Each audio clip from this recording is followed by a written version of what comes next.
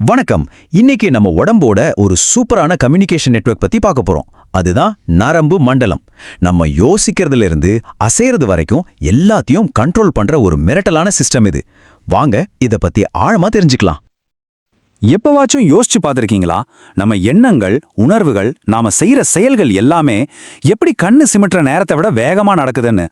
ஒரு சூடான பாத்திரத்தை தொட்ட உடனே சட்டுன்னு கையை எப்படி எடுக்கிறோம்? நம்ம மூளையில இருந்து வர ஆர்டர்ஸ்லாம் எப்படி இவ்வளவு ஸ்பீடா நம்ம தசைகளுக்கு போய் சேருது? இந்த எல்லா கேள்விக்கும் பதில் நம்ம நரம்பு திசுக்கள்ல தான் ஒளிஞ்சிருக்கு.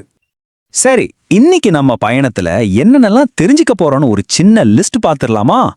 முதல்ல நரம்பு திசுன்னா என்ன, அப்புறம் இந்த கதையோட ஹீரோ அதாவது நியூரானோட அமைப்பு எப்படி இருக்குன்னு பார்க்கலாம்.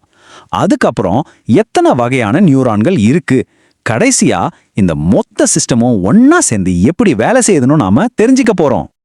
சரி வாங்க, முதல்ல பேசிக்ஸ்ல இருந்து ஆரம்பிக்கலாம். நம்ம உடம்போட கண்ட்ரோல் சிஸ்டத்துக்கே அடித்தளமா இருக்கிற இந்த நரம்பு திசுன்னா அது அப்படி என்னதான்?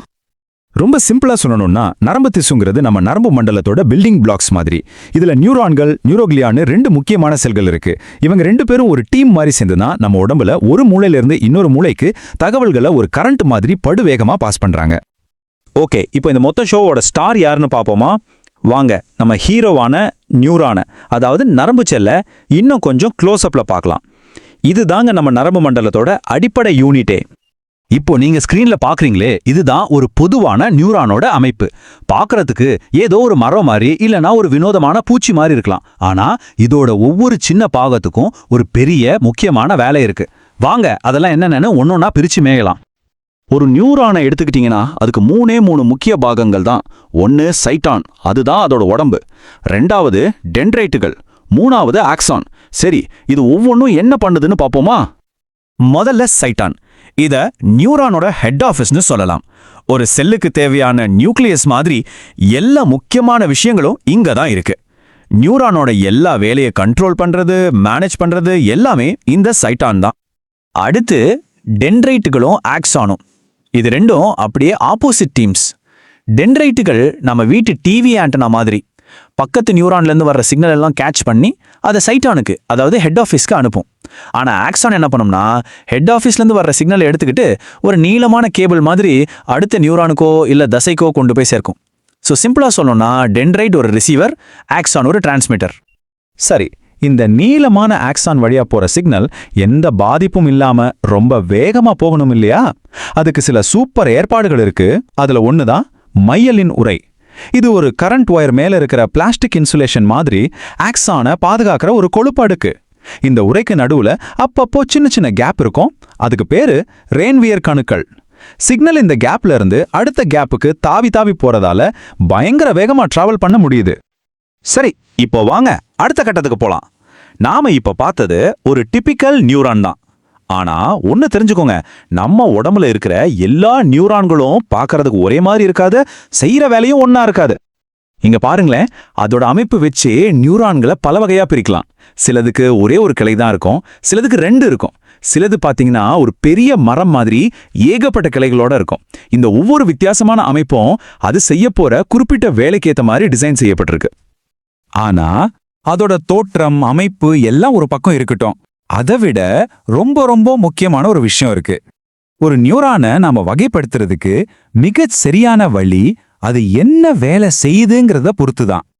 வேலையை வச்சு பார்த்தா 3 மெயின் டீம் இருக்கு. முதல் டீம் சென்சரி நியூரான்கள், அதாவது உணர்ச்சி நியூரான்கள். இவங்க தான் நம்ம ஸ்கின், கண்ணு, காது மாதிரி இடங்கள்ல இருந்து தகவல்களை சேகரிச்சு நேரா மூளைக்கு கொண்டு போற ரிப்போர்ட்டர்ஸ். ரெண்டாவது டீம் மோட்டார் நியூரான்கள், அதாவது இயக்க நியூரான்கள். இவங்க மூளையிலிருந்து வர ஆர்டரை எடுத்துக்கிட்டு நம்ம தசைகள் கிட்ட போய் இதை செய் அப்படின்னு சொல்ற மேனேஜர்ஸ். மூணாவது டீம் இன்டர் நியூரான்கள், அதாவது இடை நியூரான்கள். இவங்க தான் இந்த ரெண்டு டீமுக்கும் நடுவுல இருந்து மெசேஜை வாங்கி ப்ராசஸ் பண்ணி கரெக்டா பாஸ் பண்ற கம்யூனிகேட்டர்ஸ். ஓகே, இப்போ இந்த தனித்தனி நியூரான்கள் எல்லாம் ஒன்னா சேர்ந்து ஒரு பெரிய நெட்வொர்க்கா எப்படி வேலை செய்யுதுன்னு பார்க்கலாம் வாங்க.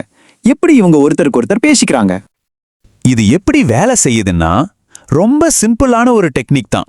நியூரான்கள் ஒன்னோடு ஒன்னு பேசிக்கிறதுக்கு நரம்பு தூண்டல்கள்னு சொல்ற சின்ன சின்ன எலக்ட்ரிக் ஷாக், அதாவது மின் சமிங்கைகளை பயன்படுத்துது. ஒரு நிமிஷம் கற்பனை பண்ணி பாருங்க. உங்க கையில தெரியாம ஒரு முள் குத்திருச்சு. டக்குன்னு உங்க தோல்ல இருக்கிற சென்சரி நியூரான் இந்த மெசேஜை எடுத்துக்கிட்டு ஸ்பைனல் கார்டுக்கு ஒரு எமர்ஜென்சி கால் பண்ணுது. அங்க இருக்கிற இன்டர் நியூரான் ஐயோ டேஞ்சர்னு புரிஞ்சுக்கிட்டு உடனே மோட்டார் நியூரானுக்கு சட்டுன்னு கையெடுன்னு ஒரு ஆர்டர் பாஸ் பண்ணுது. அந்த மோட்டார் நியூரான் நம்ம கை தசைகளுக்கு அந்த ஆர்டரை கொடுத்த அடுத்த மைக்ரோ செகண்ட்ல நம்ம கை அங்கிருந்து பின்னாடி போயிடும். இதெல்லாமே நம்ம யோசிக்கிறதுக்கு முன்னாடியே நடந்து முடிஞ்சிரும். அப்பப்பா என்ன ஒரு வேகம்! சோ மொத்தத்துல இந்த ஒரு வரி எல்லாத்தையும் சொல்லிருது இல்லையா? நாம யோசிக்கிற ஒவ்வொரு எண்ணம், நாம உணர்ற ஒவ்வொரு ஃபீலிங், நாம செய்யற ஒவ்வொரு சின்ன அசைவு, இது எல்லாத்துக்கும் பின்னாடி இந்த கண்ணுக்கு தெரியாத சின்னஞ்சிறிய நியூரான்களோட பிரம்மாண்டமான உழைப்பு தான் இருக்கு. இப்போ உங்களுக்கு புரிஞ்சிருக்கும் இந்த சிஸ்டம் எவ்வளோ முக்கியம்னு. ஆனா ஒரு நிமிஷம் யோசிச்சு பாருங்க, இவ்ளோ வேகமா இவ்ளோ துல்லியமா வேலை செய்யற இந்த தகவல் தொடர்பு நெட்வொர்க்ல ஒரு சின்ன இடத்துல ஒரு சின்ன கோளாறு ஏற்பட்டா என்ன ஆகும்? இந்த ஒரு கேள்விதான் நம்மள பல நரம்பியல் நோய்களை பத்தின ஆழமான சிந்தனைகளுக்குள்ள கூட்டிட்டு போகுது. யோசிச்சு பாருங்க.